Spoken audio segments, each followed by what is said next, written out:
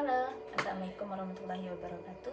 Perkenalkan, nama saya Nadira Nurul Izzah dengan NIM 2211020045.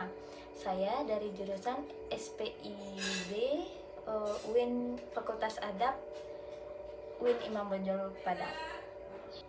Mengenal Nabi Muhammad dan Khulafaur Rasyidin dari perspektif pendekatan sejarah politik. Nabi Muhammad adalah seorang utusan Allah yang menjadi figur seorang pemimpin bagi para umat manusia, terutama bagi umat muslim. Seluruh tingkah laku Nabi Muhammad mencerminkan agama Islam. Politik sendiri pasti selalu berhubungan dengan kekuasaan dan power. Menurut Muhammad Kurdi Ali menyebutkan dalam bukunya bahwa politik dalam sejarah Islam adalah kebutuhan bangsa dan umat akan politik sama dengan kebutuhan manusia dengan udara dan air. Menurut Afzalur Rahman, di dalam bukunya yang berjudul Nabi Muhammad sebagai seorang pemimpin militer, kehidupan Nabi Muhammad memberikan sebuah contoh yang sempurna dalam menciptakan bidang kegiatan dan pesannya merupakan suatu tuntutan bagi umat manusia. Manusia dapat mencari petunjuk dari pesannya dan dari tuntunan kehidupannya. Keduanya merupakan tuntutan yang abadi bagi manusia dalam perjuangan mereka untuk mencapai kesempurnaan moral, rohani, dan bidang sosial dalam kehidupan. Beliau merupakan contoh yang paling sempurna dengan semua teladan yang diberikan untuk diikuti seluruh umat manusia dalam setiap bidang kehidupan. Al-Quran merupakan kepribadiannya yang mulia dengan kata-kata ini. Dan sesungguhnya engkau mempunyai akhlak yang agung, menurut Quran Surat 68 ayat 4. Jadi, menurut Al-Quran, standar akhlak dan kepribadian jauh di atas standar akhlak dan kepribadian manusia lainnya. Beliau memiliki sifat yang terbaik dan termulia yang dimiliki oleh seseorang yang sempurna. Beliau seperti sebutir permata yang menerangi kegelapan sekelilingnya dengan kepribadian yang tiada tandingnya. Beliau merupakan contoh yang sempurna dengan pesan yang agung. Nyawa dalam Islam adalah suci dan seharus dihormati, dan untuk perlindungannya diperlukan keamanan. Oleh karena itu, Islam memajukan perdamaian sebagai prinsip kehidupan yang asasis dan mengambil segala tindakan yang diperlukan untuk mencapai dan mempertahankannya. Dengan adanya kepemimpinan Nabi Muhammad pada masa jahiliyah ini memberikan perubahan, di mana ini juga salah satu tugas dari seorang pemimpin.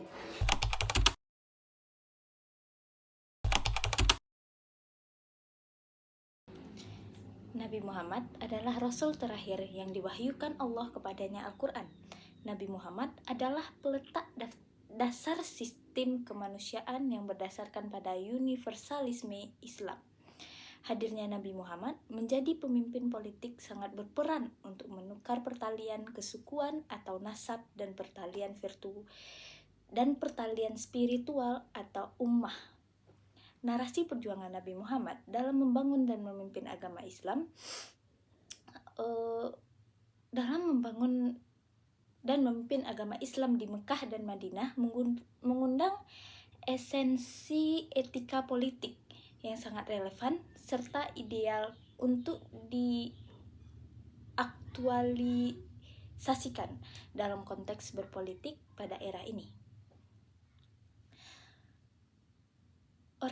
Orientasi politik yang didahulukan Nabi adalah berdasarkan pada budi pekerti atau akhlak dalam membangun komunikasi politik dengan publik. Sistem pemerintahan yang dibuat dan dibina oleh Nabi Muhammad berdasarkan atau berlandaskan pada konsep al-mujtama al-madani atau masyarakat sipil yang berasaskan kepada sistem keislaman, yang bermuara pada sistem nilai dikaitkan dengan tradisi, yaitu tradisi al-Hanafiyah al-Samhah atau tradisi Islam yang diluruskan dengan lapang. Yang dimaksud yaitu Islam yang mempunyai karakter mudah dan ringan sebagai tujuan yasiyah yariyah yang melekatkan pada dasar-dasar politik Islam sebagai risalah yang universal.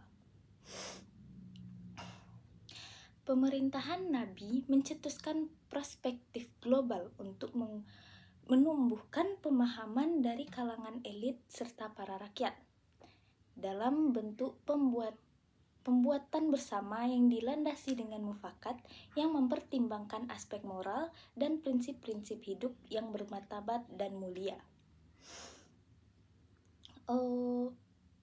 Pembangunan asas-asas politik pemerintahan Nabawi ini menyediakan ruang yang luas bagi transformasi peradaban yang dilandaskan pemikiran dan juga ilmu pengetahuan. Kepikiran gak sih timbul sebuah pertanyaan di mana pertanyaan ini berhubungan dengan Ibunda Khadijah, yaitu bagaimana jika Nabi Muhammad dahulu tidak menikahi Bunda Khadijah? Menurut perspektif saya, berdasarkan pendekatan sejarah politik, mungkin saja sejarah perjuangan Islam Nabi Muhammad tidak akan tertulis seperti sekarang ini. Seperti contohnya, menurut saya yang pertama adalah Nabi Muhammad SAW tidak akan tertekan dengan apa yang dialami oleh beliau pada saat itu, di mana Nabi tidak memiliki pendukung yang bisa menemani beliau 24 jam pada masa-masa tertekan beliau, terlepas dari dukungan paman beliau yaitu Abu Talib. Kedua, kurangnya dukungan dari finansial. Kenapa? Karena salah satu pengaruh Bunda Khadijah itu sendiri adalah wanita terkaya di Mekah pada saat itu, juga termasuk orang-orang berpengaruh dan dihormati di Mekah. Bunda Khadijah sendiri adalah seorang pedagang besar dan sukses dengan pengaruh yang kuat. Ini Bunda Khadijah dapat membantu Rasulullah dalam berdakwah dan menyebarkan agama Islam.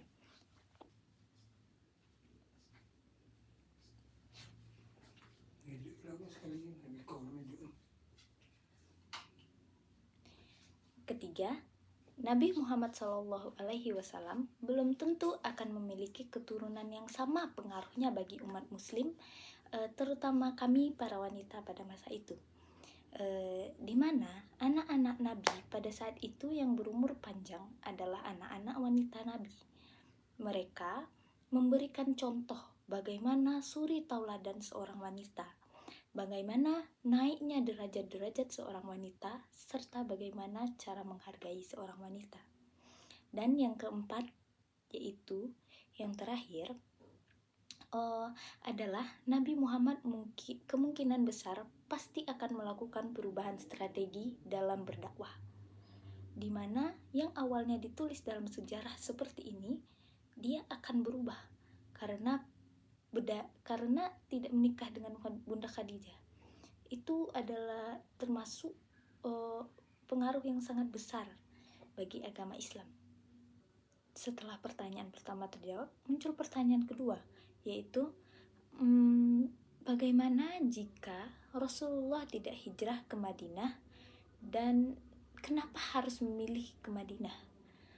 Sebenarnya ada beberapa faktor kenapa Nabi Muhammad SAW hijrah ke Madinah, yaitu yang pertama, terjadinya berbagai tekanan yang keras dari masyarakat Quraisy dan para petingginya yang menentang ajaran Islam pada saat itu. Itu membuat Nabi dan umat muslim kesulitan. Mereka kesulitan dan kesusahan, baik dari segi fisik dan mental beserta ekonomi, bahkan sampai juga terjadi pembunuhan. Yang kedua, adanya undangan bagi Nabi Muhammad SAW yang datang dari kota Madinah, atau dapat disebut pada saat itu yaitu kota Yathrib. Nabi Muhammad diundang oleh suku Aus dan Khazraj sebagai seorang pemimpin dan hakim bagi suku mereka. Mereka berharap agar Nabi Muhammad SAW juga dapat menjaga perdamaian kedua suku tersebut agar tidak terpecah belah.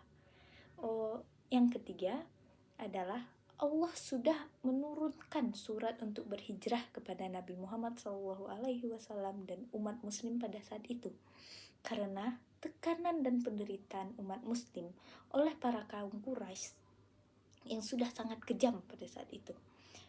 Terdapat dalam Al-Quran surat Al-Anfal ayat 30 yang artinya, dan ingatlah ketika orang-orang kafir Quraisy memikirkan tipu daya terhadapmu Muhammad, atau menangkap dan memenjarakanmu, atau membunuhmu, atau mengusirmu. Mereka membuat tipu daya, Allah menggagalkan tipu daya itu. Allah adalah sebaik-baiknya pembalasan tipu daya. Terdapat dalam Quran surat Al-Anfal ayat 30. Baiklah, selanjutnya kita lanjut kepada materi kedua, yaitu mengapa bisa ada Khulafaur Rasyidin. Khulafaur Rasyidin dapat diartikan sebagai khulafah yang berarti jamak dari khalifah yang berarti pengganti, pemimpin atau penguasa. Sedangkan Ar-Rasyidin berarti jamak dari Ar-Rasyid yang berarti orang yang mendapatkan petunjuk. Jadi Khulafaur Rasyidin secara bahasa berarti para pengganti yang mendapatkan petunjuk. Khulafaur Rasyidin sendiri berarti para khalifah atau para pemimpin umat muslim setelah ditinggal wafat oleh Rasulullah. Mereka adalah orang-orang terpilih yang dijadikan dan dibaiat oleh umat muslim sebagai pemimpin. Di mana yang kita tahu tugas pemimpin adalah membimbing pengikutnya kepada jalan yang benar. Mereka adalah orang-orang yang bersedia untuk menggantikan Rasulullah dan tugas-tugas Rasul untuk menuntun umat muslim pada jalan yang benar dan tidak melanggar perintah agama. Kenapa para khalifah itu harus ada? Karena suatu umat tidak bisa tetap berjalan tanpa arah, tanpa adanya seorang pemimpin atau khalifah. Tugas khalifah sendiri adalah senantiasa membimbing umat muslim ke jalan yang benar. Mereka harus dapat mempertanggungjawabkan kepemimpinan mereka dan para pengikutnya. Tentu saja menjadi seorang pemimpin tidaklah mudah. Mereka harus mengurus umat dan mengurus permasalahan agama serta menjaga perdamaian. Maka di dalam Islam hanya terdapat 4 orang khalifah, yaitu Abu Bakar As-Siddiq, Umar bin Khattab, Utsman bin Affan, dan Ali bin Abi Thalib. Tentang khalifah ada 4. Mari kita bahas yang pertama, yaitu Khalifah Abu Bakar. Pertama kali dibaiat oleh umat muslim sebagai khalifah penerus Rasulullah. Pertanyaannya, kenapa dia yang pertama dibaiat dan bukan Ali yang adalah sepupu dan menantu dari Rasulullah sendiri? Itu dikarenakan Abu Bakar As-Siddiq adalah seseorang yang paling dekat dengan Nabi setelah istri Nabi sendiri, yaitu Bunda Khadijah. Juga termasuk sebagai as-sabiqunal awalun, atau yang bisa diartikan sebagai orang-orang pertama yang memeluk Islam.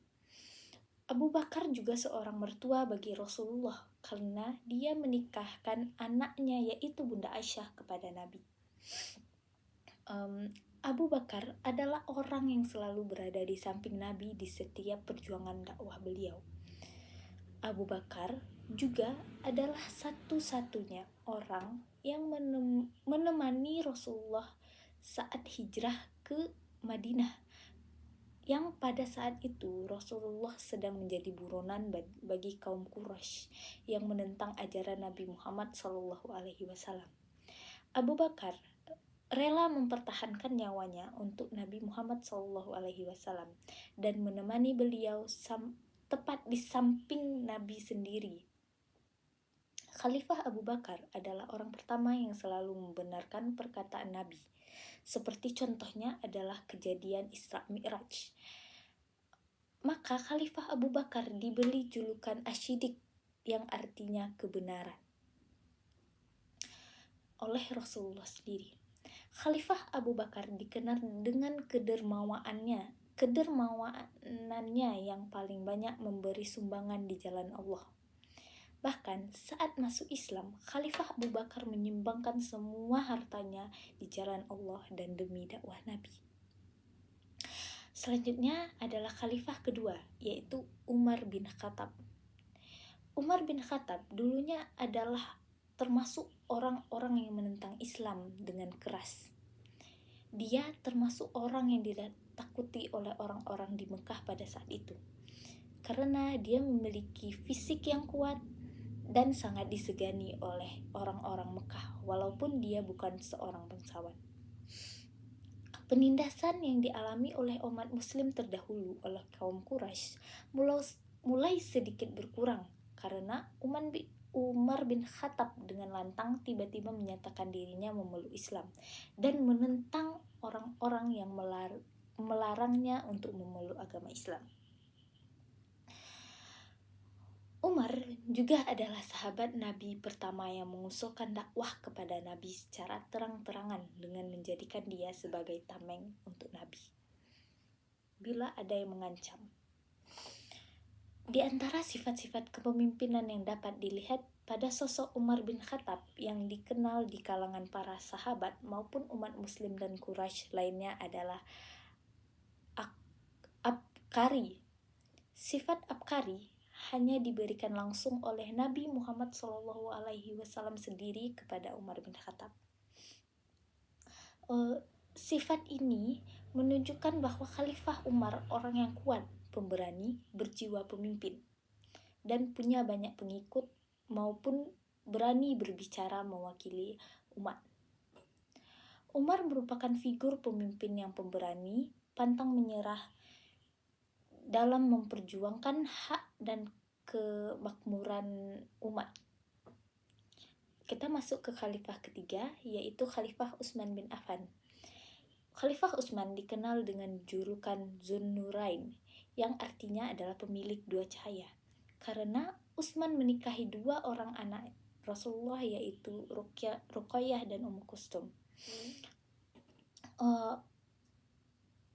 Utsman dikenal dengan kekayaan yang melimpah.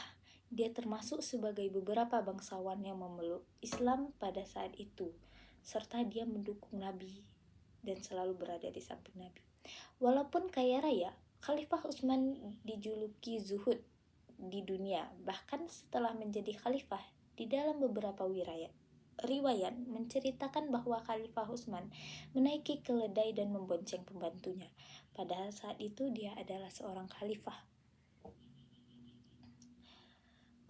Khalifah Utsman bin Affan pada masa kepemimpinannya dapat memperluas eksplanasi kerajaan di seluruh Asia Tengah dan melakukan beberapa evaluasi kehidupan masyarakat muslim, seperti melarang permainan dadu dan melarang meminum khamar, karena meminum khamar itu adalah awal dari perbuatan buruk yang dilakukan secara tidak sengaja, dan itu bertentangan dengan nilai agama Islam.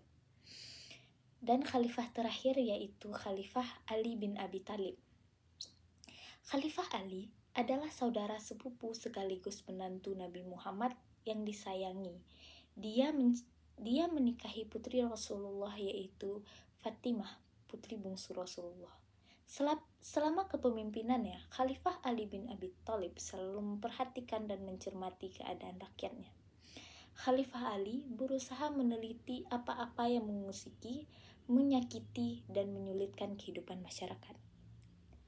Untuk memenuhi kebutuhan masyarakat, Khalifah Ali bin Abi Thalib membuat saluran air yang mengaliri lembah-lembah dan membuat sejumlah tempat pemandian umum di jalan-jalan yang dilintasi oleh kaum muslim. Ia juga sering berjalan-jalan di pasar seraya memperingatkan para pedagang agar tidak melakukan pekerjaan mereka tanpa mengetahui fikih muamalah. Ia berkata kepada para pedagang yang tidak mengetahui fikih, maka ia akan jatuh ke dalam riba, kemudian melakukan riba dan melakukannya berulang kali. Itulah masa-masa kepemimpinan khalifah pada saat mereka memimpin umat muslim. Dan itulah mungkin cukup sekian yang dapat saya sampaikan di video ini. Kalau ada salah dan jangkal, saya mohon maaf. Billahi taufik wal hidayah. Assalamualaikum warahmatullahi wabarakatuh. Terima kasih telah menonton.